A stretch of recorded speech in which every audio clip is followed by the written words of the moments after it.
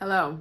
I got a good question I saw this morning from regarding the video I did yesterday.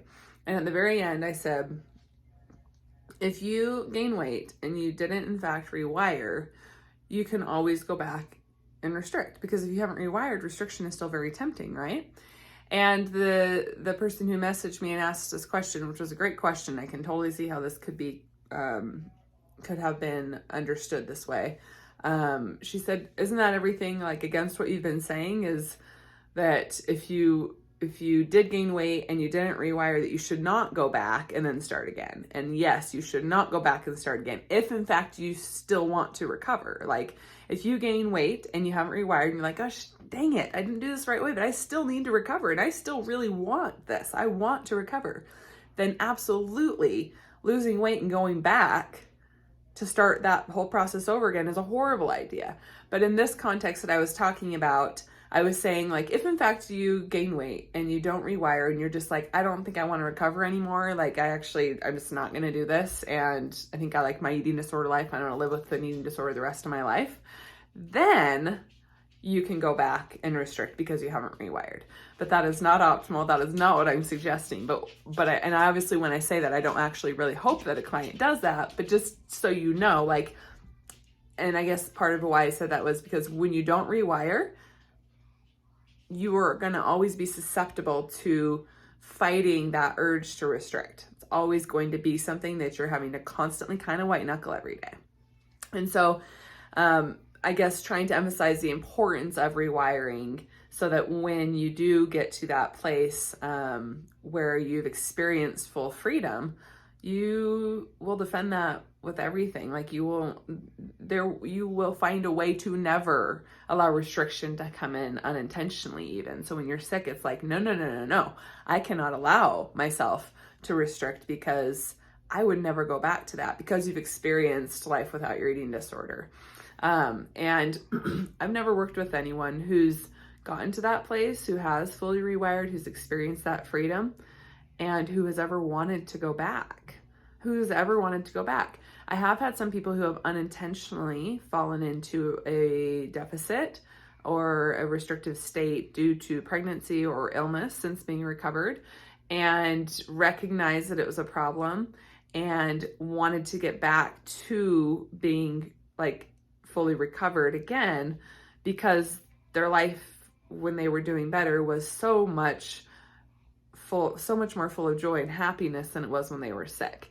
And so then they'll reach out and say, hey, look, help me get back to where I was. Like this totally just caught me off guard. I didn't realize how hard pregnancy was going to be, but I want to get back to the life I had before that. And I want to be recovered again. That's different, right? That's definitely different. So hopefully that answers that question. But yeah, I wanted to address that because certainly that is not the message I was giving. And I hope that nobody, if you did get that, hopefully I've clarified that in this video. Another question I got asked that I wanted to address today is exercise. And this is something that I've always heard this, like since the very start of coaching, I've had this conversation with people when it comes to stopping exercise and them telling me or trying to convince me that their exercise, in fact, it's actually not compulsive. It's not a problem, right? And then I say, okay, that's great. Like, good. Okay, so let's just take a break from it then. Like, sounds like you're still doing it, but let's just make sure that it's not a compulsion. Let's just take a break for a while. And they're like, why? And I'm like, just because just to make sure that it's not compulsion. We just want to see how you react mentally to taking a break. And there is so much resistance, and there is so much like, but I don't need to, but I don't have to. I'm like, just the sheer fact that you're so resistant to taking that break kind of tells me maybe there is a compulsion there that you're not realizing. And so that's usually the first test for me when I'm working with someone to identify if that's a problem or not. Now, if you're listening to this and you're like, oh, I'm going to work with her and I'm going to tell her, sure, yeah, no problem, I can take a break. And then you do it for a week and you pretend like it was no big deal when really you were freaking out and it was really hard. Well, who are you hurting really in the end? You, right? You're trying to cheat the system. The truth of the matter, though, is if you're having a hard time and you're really not liking the idea of taking a break from exercise, you need to take a break from exercise. And another argument that I'll hear that's very, very common is, but I really honestly enjoy it. I really like what I do. Like, I actually really love my walks. I love the classes I take at the gym with my friends. It's like my social hour. It's not even about burning calories. I seriously just love it. And I'm like, okay, so if it's a social thing, then maybe invite friends out to lunch instead of meeting at the gym. Let them go to their gym class and then you meet up with them after for coffee or something, right? And then the whole, like, I don't link it at all to food. It's not correlated with food at all. Like, me exercising has nothing to do with eating. But then once we take the exercise away, all of a sudden they're freaking out and they feel like they don't deserve to eat. So there's so many things that, like, and I experienced all of these things, by the way. So, like, I'm not like pointing fingers at anyone and saying, you guys, silly you. Like, it's just the way an eating disorder operates. It makes you truly believe these lies and kind of sugarcoats them to make it look like it's healthy and it's enjoyable and it has nothing to do with calories. It's all good. It's fine. You don't need to stop. But in fact, it's going to keep you from being able to fully rewire. Most people who are exercising in recovery are not getting very far. I'm just going to be honest with you. I mean, they might be making progress in regards to food, but at some point that exercise is going to have to be stopped for a time.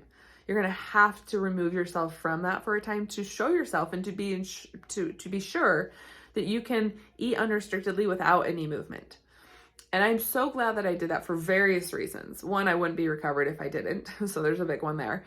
Secondly, I was able to live in a body that wasn't exercising, that was eating unrestrictedly for long enough that my brain was able to adapt to and adjust to whatever body that looked like for me.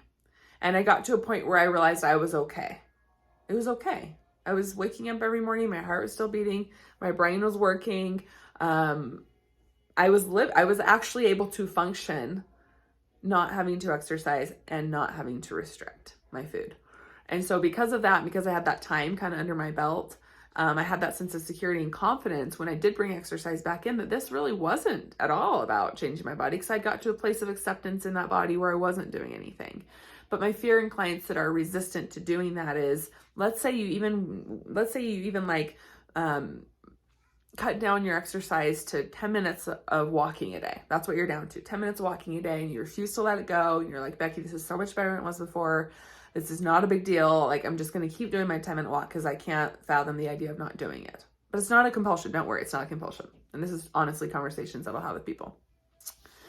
And I think, okay, but do you want for the rest of your life to always feel like you have to do that 10-minute walk? Like, is that worth you keeping that in and then you feeling like you're always kind of imprisoned by your thoughts and by that feeling like you have to do it? It's not worth it, right? You've got to get to a place where you don't have to do it. And then in the future, maybe you will like to walk most days, or, a few days a week. Maybe you'll like to do that, but it won't be coming from a place where you have to. And so when you're on vacation or when you're sick or when you just don't have the time, it's not going to stress you out because you're not getting that 10-minute walk in. And it's not going to be this constant thing in the back of your head saying, do it, you have to do it, you have to do it. You're not okay until you do it. Do it, you have to do it, you have to do it. I lived with that for 20 years. And that year I took off of exercise, guess what? I don't live with that anymore, because I was willing to invest and sacrifice what it felt like a huge sacrifice at the time, and be really, really, really brave, because it was the most terrifying thing I'd ever done. It felt like the most uncomfortable thing mentally and physically for me to stop exercising. I'll be honest with you, it is not an easy thing, and I watch clients go through it and I help support them through it. And always they get through it and then they realize, okay, I'm okay. And then they're on their way. That once we get through that hurdle of stopping the exercise, I feel like that's when the recovery really starts. Even though they've done a lot of good work with adjusting and changing and increasing the food they're eating, it's like the real mental changes, I feel like, and things aren't really truly clicking until that exercise has been stopped. And I'm a real stickler on that too. I really am. I will tell a client, if I'm working with them, I don't believe that you will recover if you continue to keep your exercise in, and I'm going to leave that up to you when you decide to stop that, because I can't force anyone to do that. But that is the honest truth. So that's my message to you today about exercise. I have talked quite a bit about my own experience stopping and what that felt like, and having to basically strap myself to a bed so that I didn't get up and go and move. And it was not easy, but looking back now, I'm so grateful to my past self who did that, who made that decision, as scary as it was, because like I said, now I am able to enjoy exercise for the right reasons. And I don't feel like I have to do anything, and I can take days off. I can take weeks off. I can take, I can have various intensities of exercise too, whereas before it was like here or nothing, right? Now exercise can look like walking Hazel around in a stroller for a few minutes around our little neighborhood. Like, it doesn't have to be what I felt like exercise was before. Exercise to me now is just like a way to move my body. And I do sort of hate the term joyful movement. I don't know, I think of like someone like frolicking in the woods, like listening to Enya or something. Like, it just doesn't, I don't understand that term necessarily, but to me, joyful movement, or to me, like a healthy relationship with exercise, is doing it for the right reasons, is doing it because it like naturally and intuitively really want to, not because you feel like you have to, not because you have to pay for what you ate, not so you can earn your food, none of those reasons. So it is worth it. And I hope that you make that decision, if you haven't already, to stop it for a time. And that time's going to look different for everyone as well, right? Sometimes to get someone to kind of wrap their head around it, I won't say for a year. I'll say, let's talk about it in a month. Let's talk about it in 2 months, right? Typically it's going to be longer than that, but just because sometimes for some people saying a year, they're just like, no way, no how, I will not even entertain that idea. You're insane. So sometimes I have to kind of like warm them up to the idea of it with a little bit of a shorter period of time off. And then we kind of assess as we go. So that is my message to you today. I hope you have a wonderful day.